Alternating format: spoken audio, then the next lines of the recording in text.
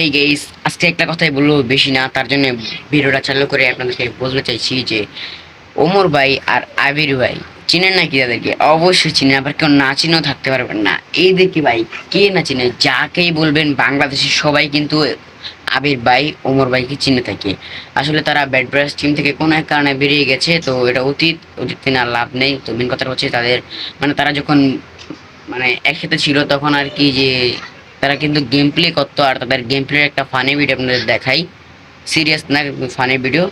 আশা করি সবাই মনোযোগ দিয়ে দেখবেন, দেখেন। আচ্ছা ভাই, এখন আমি আপনার আরো ভালো একটা ট্রিক্স দেই। আপনি যদি অনেকক্ষণ এনিমিরে খোঁজার পরে খুঁজে না পান, তাহলে আপনার কি করতে হবে জানেন? কি করতে হইব? তাইলে আরো ভালোভাবে খুঁজতে হইব। আপনার খোঁজার সমস্যা আছে। হইতে সব সময় এটা উল্টা পাল্টা কথা কইবে। আচ্ছা যাই হোক, আমি একটা এনিমি খুঁজে পাইছি, একটা না অন্য দুইটা এনিমি আছে। তো আবির, এখন তোমার কি করতে হইব?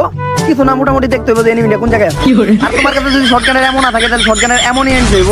আর এখন কি করতে হইব? মুভমেন্টটা হইতে হবে ভাই, যত যাই হোক মুভমেন্টটা হইতে হবে। এনিমি মনে হয় এই সাইডে আছে, এই যে আমার সামনে এনিমি। এখন এই যে এক শট দুই শট। ও ভাই, আরে ভাই জলদি হয়, নেমরে দে তো, আমারে খেয়ে দিল। আরে আমার কাছে শটগান থাকতে তুমি চিন্তাই করো, চিন্তাই একটু করো আর কি।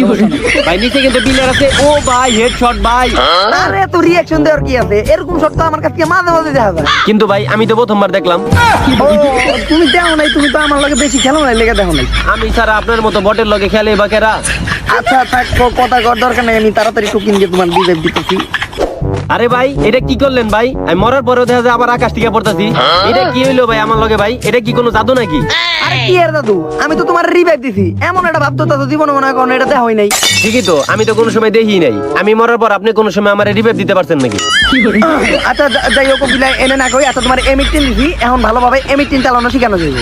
তো গাইস, সম্পূর্ণ ম্যাচ কিন্তু আমরা রাশ খেলছি, তারপর আমরা কিন্তু কোনো এনিমি খুঁজে পাই নাই। কিন্তু ভাই আমরা রাশ কেমনে খেললাম? আমরা তো এতক্ষণ জোনের বাইরে আছিলাম। এই এই তোমার কইতে কইছি। আচ্ছা যাই হোক গাইস, আপনারা মনে হয় খেয়াল করছেন যে একটা মাইন পাইতে রাখছে। আসলে এনিমি কি বলদ নাকি? ফাঁকা জায়গায় মাইন পাইতে রাখলে মাইনের উপর দিকে কেউ যাইবো নাকি? এই গুলিরাও শোনা গেছে, সামনে মনে এনিমি। গাইস আপনারা কি শুনতে পারছেন? সামনে এনিমি, ওই যে এনিমি। ওরে বাইরে মাইন। এই যে বলদের মতো তো মাইনের উপর দিয়ে আপনিই গেলেন। ও ওইটা বাদ দেই, এখন তোমার আমি M18 চালানো শিখাবো। তো কি করবা? প্রথমে একটা এনিমি সামনে গুলাল মারবা, তারপরে আপনার মতোই নকে যাবো।